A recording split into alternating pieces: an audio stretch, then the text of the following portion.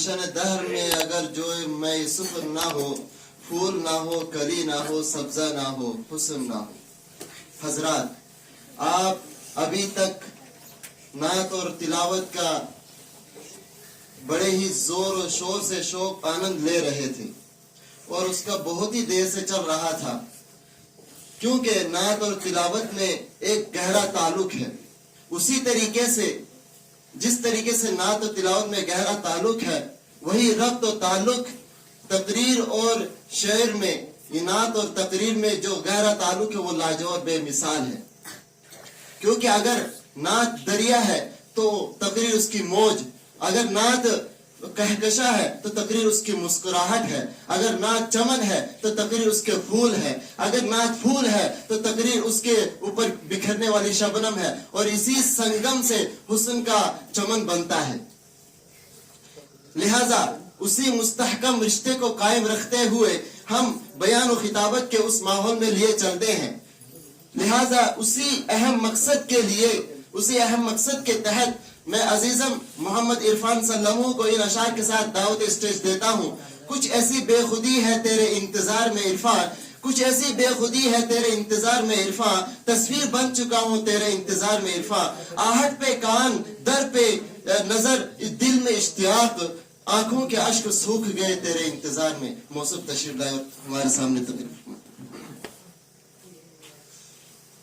الحمد لله الذي لم يزل ولا يزال، والصلاة والسلام على محمد صلى الله عليه وسلم وعلى آله وأصحابه صاحب الكمال، أما بعد، فقد قال الله تعالى في القرآن المجيد والفرقان الحميد: أما الذين سعدوا ففي الجنة خالدين فيها، وقال الله تعالى: فأما الذين شقوا ففي النار۔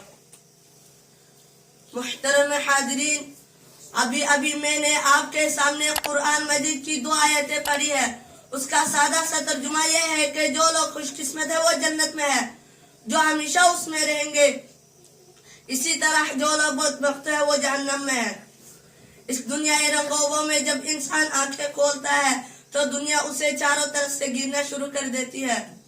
جس طرح کنویں کا منڈک یہ سمجھتا ہے کہ اس کی دنیا کنواں ہے، اسی طرح کم عقل انسان یہ باور کر لیتا ہے کہ اسے ہمیشہ اسی دنیا میں رہنا ہے، اور اگر بالفرض کبھی مرنا بھی ہوگا تو پھر فنا ہو جائے گی، ہڈیاں خستہ ہو جائیں گے، جسم کے اعضاء ٹکڑے ٹکڑے ہو جائے گی، اور اس سے اس دنیا کے بارے میں کوئی سوال نہیں کیا جائے گا۔ مگر اس دنیا میں انبیاء علیہ السلام تشریف لائے، انہوں نے بتایا کہ تمہارا یہ تصور انتہائی غلط ہے، یہ دنیا امتحان گاہ ہے، یہاں تم آزمانے کے لیے بھیجے گئے ہو، یہاں کی تمہاری ہر حرکت اور ہر سکون کا حساب ہوگا۔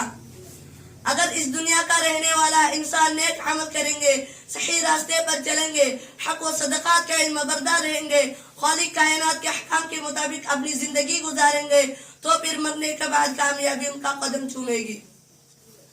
اور اگر اس دنیا کا بسنے والا انسان سرکشی اور غرور کے راستے پر چلے گا، خداوند قدوس کے احکام کی نافرمانی کرے گا، اللہ کی بنائی ہوئی زمین پر اکڑ کر چلنا چاہے گا، ظلم و ستم کے چنگاریوں سے اپنے بھائیوں کو جلانا چاہے گا، تو ایک دن آئے گا جب اسے کیے کا حساب دینا ہوگا۔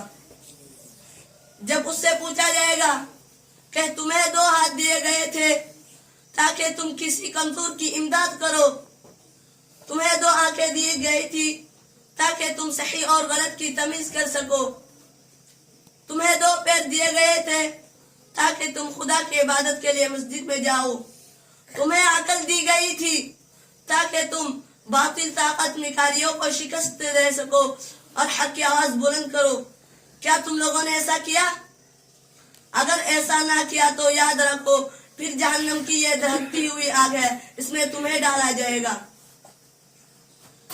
محترم دوستو، اس دنیا میں چند دن رہنا ہے، بادشاہ ہو یا فقیر، سرمایہ دار ہو یا مزدور، قوی ہو یا کمزور، عقل مند ہو یا بیوقوف، مرد ہو یا عورت، سب کو ایک دن یہ دنیا چھوڑنی ہے۔ یہاں کا سیم و زرمال و دولت، جائیداد و زمین، دکان و کوٹھیاں، کوئی آپ کے ساتھ نہیں جائے گا۔ ہمیں یہ سب چھوڑ کر ایک ایسی جگہ جانا ہے جہاں ہمارے نیک اعمال ہی کام دیں گے. چند پیسے جن کے ذریعہ ہم نے کسی غریب کی مدد کی، چند رکعت نماز جو ہم نے خلوص نیت سے ادا کی ہے، چند میٹھی باتیں جو ہم نے کسی غریب مجبور بے کس کو اطمینان دلانے کے لیے کی ہے، یہی چیز ہمارے کام آئیں گے اور دنیا کا تمام ساز سامان ہمارے لیے بیکار ہوگا. سچ کہا ہے کہنے والے نے، تکحیس و ہوا کو چھوڑ میاں، مت دیش بدیش پھرے مارا. قزاق اجل کا لوٹے ہے دن رات بجا کر نقارا. کیا بدیع بے انصاف بیل شطر کیا گوئی پلہ سر بھارا.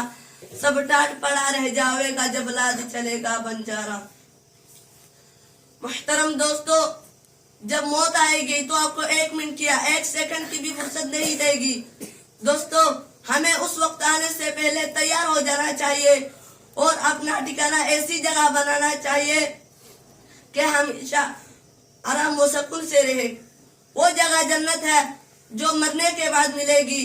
مرنے کے بعد والی زندگی کا نام آخرت ہے جو آخر میں آئے گی. اگر ہم نے خدا کی مرضی پر اپنے کو چلایا تو ہم خوش قسمت رہیں گے، اور اگر غلط راستے پر چلے ہیں تو بد قسمت کہلائیں گے. اللہ تعالی ہم کو اور آپ کو صحیح راستے پر چلائے اور آخرت میں جنت ہمارا ٹھکانہ بنائے. آمین. آج بھی ہو جو ابراہیم کا ایمان پیدا، آج بھی ہو جو ابراہیم کا ایمان پیدا، آگ کر سکتی ہے انداز گلستہ پیدا. وآخر دعوانا الحمدللہ.